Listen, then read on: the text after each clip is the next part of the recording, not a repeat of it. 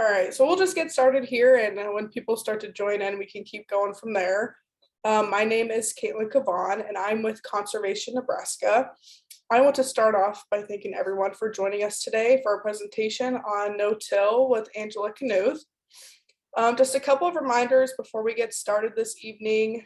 This event is on Zoom, so you will be muted and your cameras will be off, so we cannot see or hear you. But if you have any questions, you can type them in the chat box.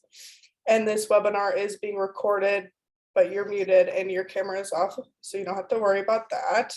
And if you miss anything or you want to share it with a friend, this webinar will be posted on Conservation Nebraska's YouTube channel in a couple of weeks. With that being said, let me give you just a little bit of background on Angela. Angela has been farming for over 30 years with her husband Kerry and their 2 sons in Mead, Nebraska. The Knuths raise corn, soybeans, wheat, alfalfa, oats, and market an average of 5,500 small square straw bales a year. Their focus is on quality productions by adopting new technology, implementing data analytics, pursuing sustainable farming systems, and introducing traceability into the supply chain at the farm level. The Knuth family started producing tillage in 2005, and they adopted no-till on all acres in 2019. With that being said, I will hand it over to you, Angela, since you are the expert. So we will love to hear what you have to say about no-till. Thank you, Caitlin.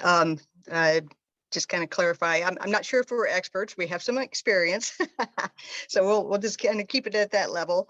As Caitlin said, I do farm with my husband and our 2 sons. Gregory is 24 and Garrison is 22. Gregory is a diesel mechanic as well, so he helps us out tremendously in equipment maintenance and also out in the field. And then Garrison works part-time at a bank in Omaha, and he is in the office with us doing accounting and also out in the field with us. So as of right now, Knuth Farms is producing GMO corn and soybeans and wheat, but we're also doing non-GMO corn and soybeans, and then we're also organic. We just transitioned some acres to organic. We started in 2017 and then reached the certification in 2020. So we're kind of all across the spectrum there in what we can produce, and we are trying to do no-till in organics as well as on the conventional acres, which the conventional acres help us out a lot because we have the ability to experiment just a little bit more with no-till and cover crops. And if something fails, which that happens quite a bit, we can follow up on the conventional acres with a rescue spray to make sure that we can get a crop out of that field. So to kind of give you a history about where we've come from. So when I came on the farm with my husband, it was him and his dad, and they were pretty much conventional tillage, which was full tillage across the field. We would do 3 different passes. It would be in the spring, we'd do what we called a mulch till. And that's basically just it's like a disc, if you know what a disc is, and it's just kind of scraping the surface of the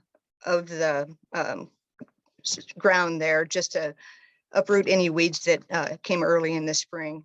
And then we would follow that with a spray, and then during the season we would cultivate. So that would be we have our crops are on 30-inch, we call them 30-inch centers.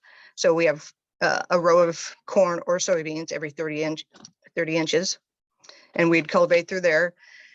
And then in the fall, we would do some pretty intensive tillage. We'd do a disc ripper. Basically, it's like a disc in front, and then we'd have some tines. I'm saying the wrong word, but we'd have some tines that would go down 10 inches and break up the compaction underneath the soil surface. So that was up until 2004. We pretty much farmed that way. And then in 2005, we decided to go to no-till on soybeans. we thought that was the easiest step to move into no-till. There wasn't as much residue as there is in a corn crop. And soybeans are a little bit more forgiving as far as what the seed bed is like. So we tried that and liked it and kept with it from that point in time at 2005. And then we also in 2006 kind of migrated. So we moved from complete tillage in the corn to what we call strip till. And basically what it was is we would only till strip on top of the row where the corn seed was going to be planted, and the rest of the field wasn't touched.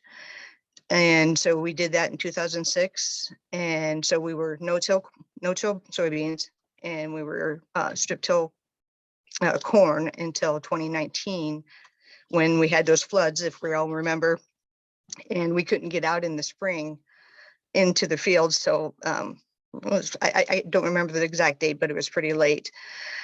So we just decided to go with all no-till, and we really liked the way the corn planted. The seed bed was tight. That's what we worry about when we're planting. We want good seed to soil contact, and we saw that. And then we also saw just the cost savings of not having to run another pass in the field. So we stuck with that. And then, like I said, we started moving to more sustainable, longer rotations. So corn soybean rotation.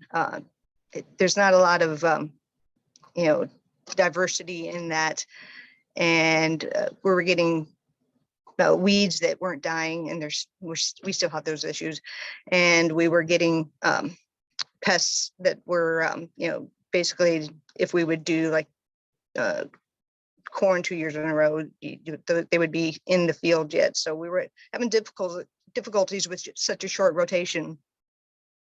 So in 2013, we had the opportunity to raise some wheat, and we put that in 2013 and never looked back. We liked the wheat because, again, you just planted that right in, no-till that, and we'd come back with the second crop after it was harvested, and we could harvest the silver off of it and still put another crop in to build soil. And we found out that after wheat, we always see a yield bump in our cornfields the cornfield after it the next year. So that's kind of where we're at now. And then again, in 2017, we started organics, and we wanted to try no-till in organics. And so we kind of did a funky thing. We reached out to a gentleman in another state, and we had heard that he planted corn into living alfalfa, and that was his weed control. So we tried that and was successful at it. So we've had a couple good years of doing that philosophy, but with organics, and we should anyway, you have to change up your crop rotation. And so this coming season, we're trying to put soybeans into that same field that still has living alfalfa in it. And that's something that we're not sure is going to be too successful. So there are challenges with trying to do no-till in the different situations, like when you have alfalfa that's perennial and comes back. We did do in 2021, we did do no-till. Well, I guess I should say a light till on our first organic soybean field, where we just did a rotary hoe, which very lightly tills the topsoil so that we can take out the early weeds. It was pretty successful on that. So in trying no-till, there are exceptions. I mean, sometimes you have to till. There's some situations where you have to till, and so it's not cut and dried. But our philosophy going forward is to stick with the no-till to try and build soil, and also incorporate with the no-till cover crops that help suppress weeds and along with the no-till build soil structure, the soil biology, and it's also very economical if we can make it work. So that's in a nutshell kind of where we're at. And Caitlin, I hope I did a halfway good job of explaining where we're at. Oh, you did great. So what really got you interested in doing no-till? Yeah, I wish I could say that it was for you know, sustainable reasons for the climate, but it really was economic at first. I mean, we deal with a micro, setting, not a macro economy. We're dealing with our economy. So we were just trying to figure out a way to reduce passes through the field, because every time you go through a field, you've got your equipment costs, you've got your fuel costs. So we were trying to reduce that. And also at that point in time, we were tilling in the spring and spraying in the spring. So the question we were asking is, why do we need to do both? If the chemicals, if we're using chemicals, that should be good enough. So let's cut out this first pass and reduce some costs. So that was our thought early on. And did you see any help with like soil erosion or anything like that, or is it just kind of come and go with soil erosion?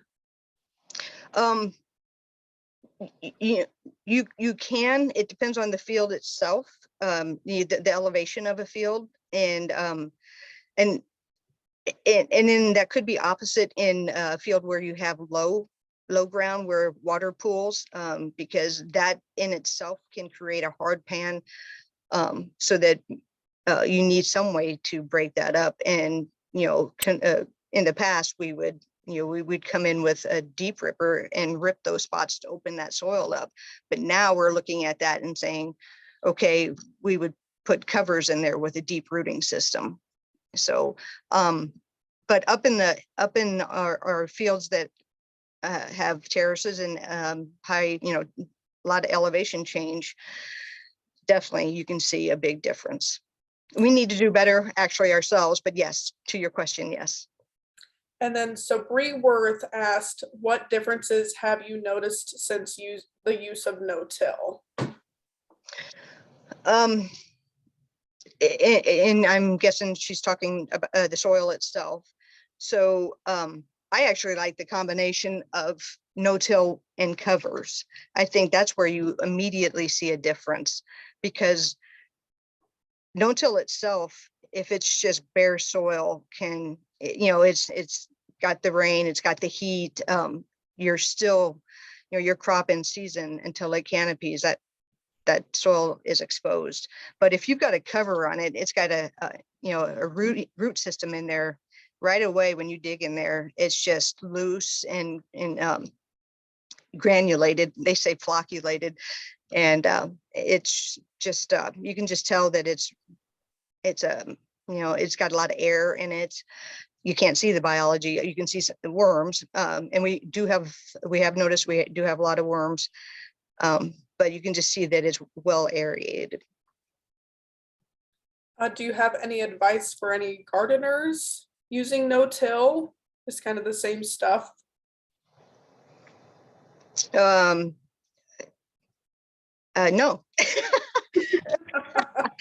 I wish I was a good gardener. I guess, you just kind of use if you're going to use covers with your no-till, I would think you would have to use covers with that. And then, it's something with a deep rooting system, and then a fibrous root system. If you have compaction, you would want a deep rooting system. But I'm sorry. Not all farmers are really good gardeners. So do you ever test your soil? Good question. We've yes, and we started testing on a regular, every 3 years, in the early 2000s. But what's happening now, what we're seeing now, and we're learning, this is an area that I really need to catch up on. There's a lot of new tests coming out, like a Haney test and the PLFA test, and then there's a dozen others that are testing more than just your macro and nutrients. They're testing the soil biology in there and all the diverse biology in there. So, you know, those tests, yeah, are very important to understanding where your soil's at. Because with no-till and soil health, I mean, it's a building process, because we've torn them down with tillage, and we do have a building. I mean, we do need to build them up, and we've noticed with the organic that you got to be careful what fields you look at to turn to organic, because if they're not in shape physically and the chemical makeup of them, you're going to have problems.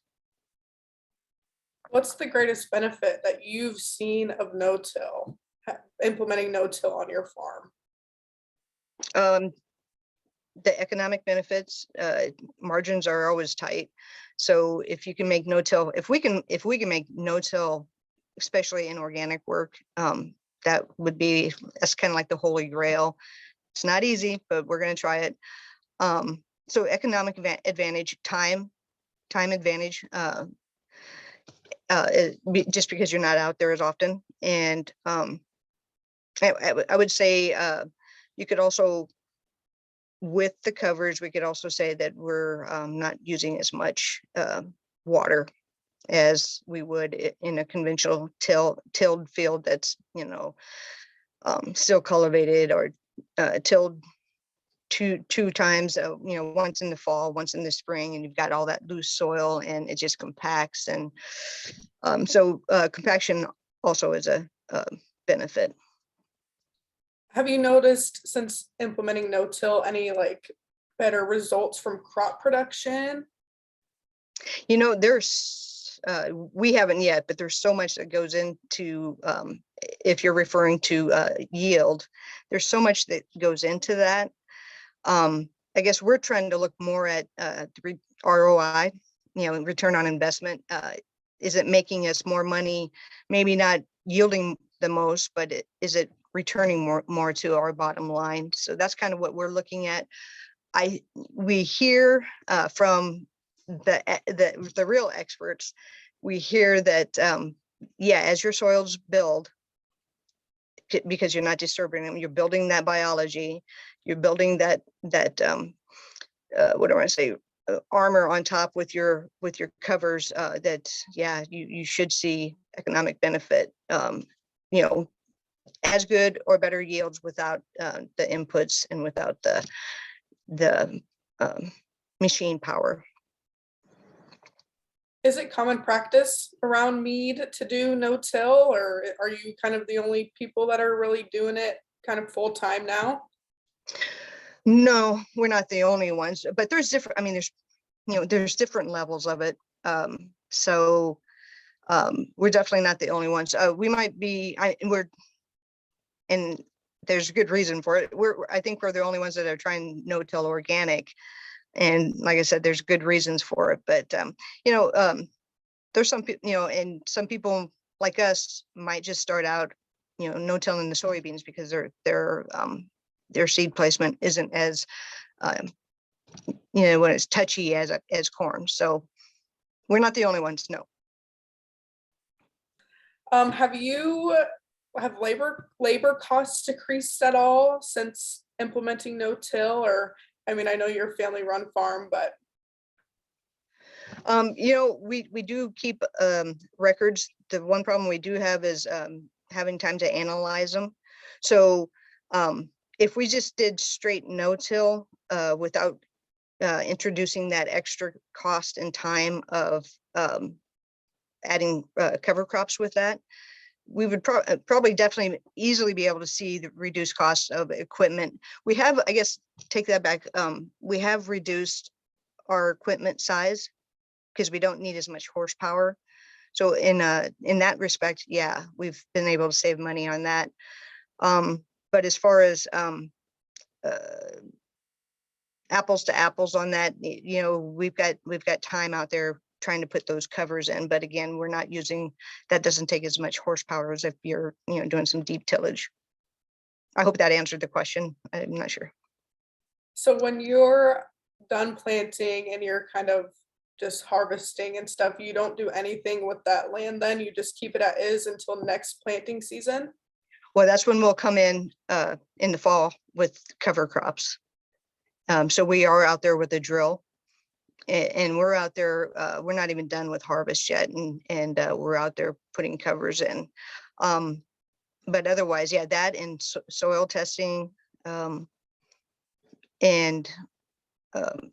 you know, in any kind of field things that like with pivots and things like that. But otherwise, yeah, once we get done with harvest, it's try to get as many covers in as possible. And that's where the wheat in our rotation helps us a lot, because it gives us a bigger window. So we harvest wheat in July, and we're planting a cover by August, early August. So it not only helps break up the number of acres we got to try and cover in the fall, but it also helps us give a more diverse cover in that field, because we've got more of a growing season to get it to grow as much as it possibly can. So What cover crops are you using that kind of seem most beneficial towards your no-till operation? Have you seen like a change or? no, so in our area, cereal rye is like the #1 cover crop. We have done cereal rye with radishes. We've done for grazing we did grazing studies with the University of Nebraska, and they asked us to put in oats, triticale, and turnips, so things like that. The interesting one is, so in 2020 we hired a consultant. He works with Gabe Brown, who is like Gabe and some other guys that are kind of the gurus of no-till and cover crops. And so this consultant this past year had us plant a 17-way mix after our wheat, and that was pretty interesting. And then he also had in our organic soybean field, he had us plant cereal rye and sunflowers with our soybeans, and that was pretty interesting. So mainly we've been at probably a 2 to 3 way mix, but I can see that changing as we go forward with our consultant.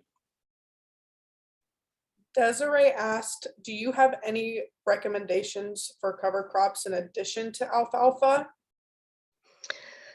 Well, Gabe Brown, he's when I told him that we had alfalfa as a cover, he's like, that's really hard to get out of. So we wouldn't recommend. So if we transition any more fields to organic, we would not recommend alfalfa as a cover. What we have been doing, again, the cereal rye, because that really takes off in the spring. Oats are very good usually. So the grasses are what we're looking at, but then you also want you want something that if you're in a cornfield, you're going to want something that's going to produce nitrogen. So a hairy vetch or something like that, but like, you have to be careful with that. So you really, when you're doing covers, you have to know what your goals are with them, and then you go from there. And again, we're really kind of just building up steam on this, and that's why we have a consultant, because we lean on them pretty heavily. How many acres of land are you doing no-till on your whole entire farm then? On all your farmland, you're doing no-till? We are trying, and with there is exceptions. I do want to mention that there are every year there can be exceptions. So like we put in some tile, and we had to till that field because we had, it looked like we had big old snakes in there because we had the big old mounds. And so we had to till those down. So there's exceptions, but otherwise, yes, all of our acres, we are definitely trying to go no-till on. What are some difficulties you kind of had with no-till in your experience? It would be more on the organic side again, is just that can you, because we'll roll it, or we're starting to roll it. So that doesn't disturb the soil. That actually just breaks, crimps the cover on the surface and rolls it down. Otherwise, no-till, if you've got hard ground and don't do anything as far as with covers or some deep ripping to break that up, no-till could be a possible problem there. But I mean, that's a hard thing for me to answer, because it's not just the tillage part that could be the problem. It's the field itself and situations in that field, if that makes sense. I guess the only thing I could say is that the chemicals that you might have to use differently in no-till than if you were conventionally tilling, might be a little difficult to well, nowadays, just to get a hold of them, but to get the right stuff on the field. So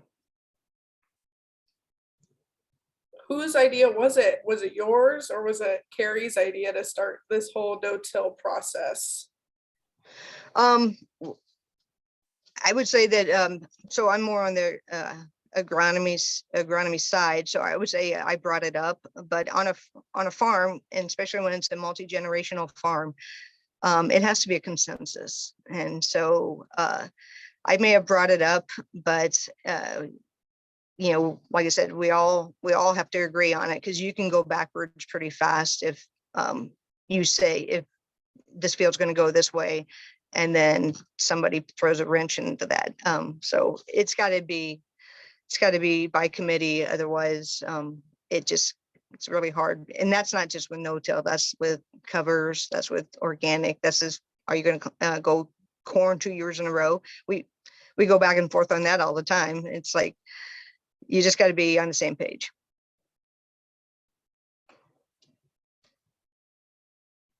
Is water important at all to your no-till process? I know you said before that you've seen kind of a decrease in your water usage on your no-till plants, but how important is water to your no-till process?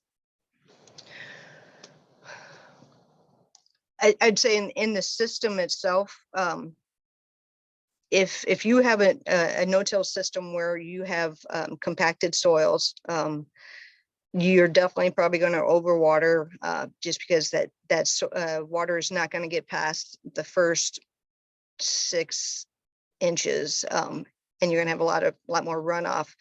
Whereas if you have a no-till system where you've got deep rooting covers, or you've what do I want to say, mellowed it out through the years with some covers, and we use soil moisture probes, and so we can see down to 3 feet where the plant is taking up water. And so we can see, we see that the first 12 inches will suck up water pretty fast, and then it'll go down, and we'll see maybe down to the 24, something like that. So yeah, no-till, if it's compacted, it's going to definitely run off faster and not soak down. So you're probably going to put on more water. But again, that's where you need to monitor your soil moisture probe, and pay attention to how it's pulling the water and where it's pulling the water. So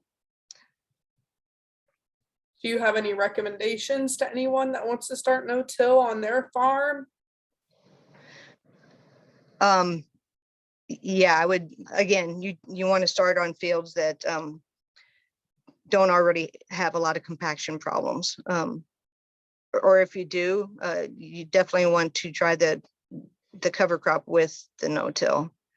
I mean, we're pretty much sold that on the idea that no-till by itself is not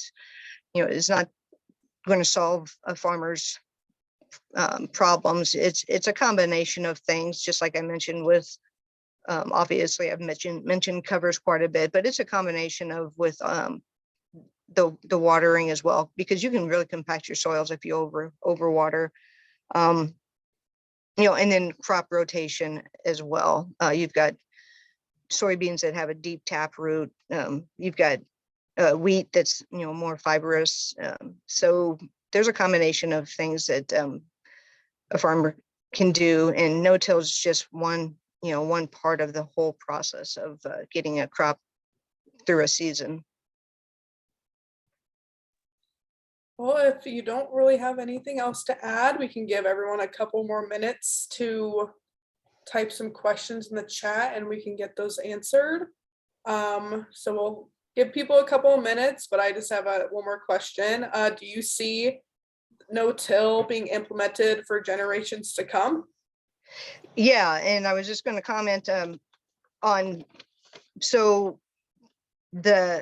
what's coming, it's becoming more and more prevalent is, and I'm sure you've all heard about sustainability and regenerative practices. So going forward, and it's happening now, we're seeing more, I hate to say the word being rewarded for sustainable and regenerative practices, but it is. There's programs coming out now, like carbon markets and ecosystem services. And I see where no-till and covers and managing your natural resources better, you're going to be rewarded for that. So I don't see it going away. And the farmer themselves will see economic benefit. Like I mentioned, we've been reducing our horsepower, which saves us money, and fuel, the amount of fuel that we use versus, covers, putting in covers, it doesn't take as much horsepower as if you're doing some deep tillage. So it does, right?